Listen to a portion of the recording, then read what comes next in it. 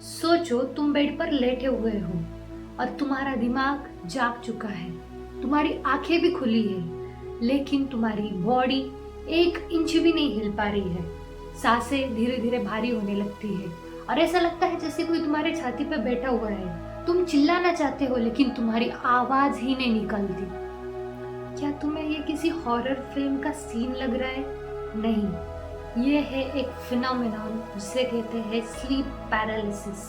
तो आज हम जानेंगे स्लीप पैरालिसिस के पीछे का साइंटिफिक सच, कुछ हैरान कर देने वाले फैक्ट्स और सुपर नेचुरल बिलीव्स जो इससे जोड़ दिए गए हैं।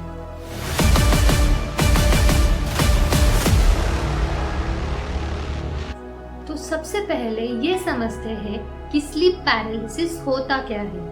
यह तब होता है जब तुम्हारा माइंड जाग जाता है लेकिन तुम्हारी बॉडी अभी भी नींद में होती है। ये एक ऐसा स्टेज होता है जहां तुम फुल्ली कॉन्शियस होते हो लेकिन बॉडी बिल्कुल फ्रीज हो जाती है। मतलब आंखें खुली है, तुम सब कुछ महसूस कर रहे हो लेकिन तुम कुछ भी कर नहीं पा रहे। और इस सब का कनेक्शन होता है REM स्लीप से। REM स्लीप की वो स्टेज है जहां हम सपने देखते हैं और हमारी बॉडी ऑटोमेटिकली पैरालाइज्ड हो जाती है ताकि हम सपने में जो देख रहे हैं वो फिजिकली एक्ट ना कर दे। लेकिन कभी कभी क्या होता है, हमारा माइंड तो जाग जाता है लेकिन हमारी बॉडी को सिग्नल मिलने में थोड़ा टाइम लगता है और बस वही होती है स्लीप पैरालिसिस। अब जब बॉडी पर कंट्रोल नहीं होता तो ऑब्वियसली दिमाग घबरा जाता है, फियर एक्टिवेट हो जाता है और कुछ हैलुसिनेशंस भी होने लगते हैं। कई लोग कहते हैं उन्हें कोई शैडो दिखी, किसी ने फील किया कि कोई उनके सीने पर बैठा था और कुछ लोगों को आवाज भी सुनाई देती है, फुट स्टेप्स, ब्रीदिंग या बजिंग साउंड। ये सब इसी वजह से होता है क्योंकि ब्रेन एक तरह का सपना तुम्हारे रियल बेडरूम के ऊपर प्रोजेक्ट कर रहा होता है। मतलब तुम्हारा ड्रीम और रियलिटी दोनों एक साथ चल रहे होते हैं। लेकिन स्टूडेंट और स्ट्रेस लोगों में ये और भी कॉमन है। स्टूडेंट्स के केस में तो ये नंबर 25 से 30% तक भी जा सकता है। और अगर तुम एंजाइटी, डिप्रेशन या PTS जैसे मेंटल हेल्थ इश्यूज से डील कर रहे हो तो चांसेस और भी बढ़ जाते हैं। और सबसे इंटरेस्टिंग बात पता है क्या है? हर कल्चर ने स्लीप पैरालिसिस को अलग अलग नाम दिए हैं। जापान में इसे कहते हैं कानाशिबारी, इजिप्ट में इसे कहते हैं कि ये जिन की वजह से होता है और वेस्ट इंडीज में इसे कोकमा कहते हैं। और इंडिया में क्या कहते हैं आप सब लोगों को तो पता ही होगा, रात में कोई भूत गला दबा गया। अब जब हम इन कल्चर्स को देखते हैं तो एक चीज कॉमन मिलती है, फियर।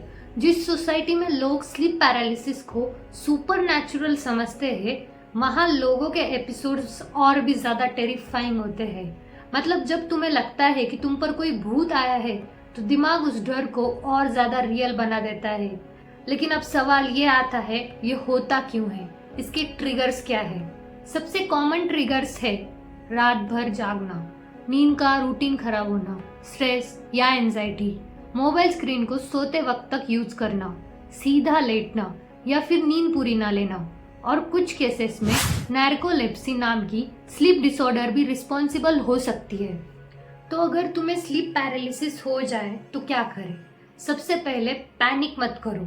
हाँ, हम जानते हैं डर लगता है लेकिन तुम सेफ हो। आप अपने आप से बोलो ये सिर्फ स्लीप पैरालिसिस है, मैं सेफ हूँ, ये थोड़ी देर में चला जाएगा। फिर ध्यान दो अपनी सांस पर।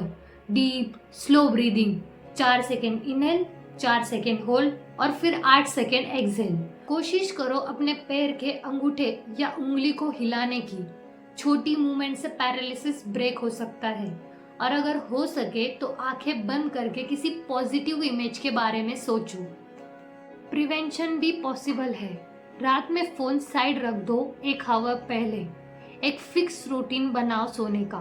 स्ट्रेस मैनेज करो, मेडिटेशन करो या लिख लो अपने थॉट्स और ट्राई करो साइड सोया करो, सीधा नहीं। ऐसे सिंपल चेंजेस से स्लीप पैरालिसिस अवॉइड हो सकता है। तो दोस्तों, अगर आपने स्लीप पैरालिसिस कभी एक्सपीरियंस किया हो तो कमेंट करके जरूर बताना, और अगर नहीं किया हो तो अब आप रेडी हो। अगर आपको ये वीडियो इंटरेस्टिंग लगा हो तो प्लीज लाइक करो, शेयर करो और सब्सक्राइब कर लो संजना स्पॉटलाइट को, ताकि ऐसे ही साइकोलॉजिकल और मिस्टीरियस टॉपिक्स आप मिस ना करो। मिलते हैं नेक्स्ट एपिसोड में, तब तक के लिए sweet dreams without sleep paralysis.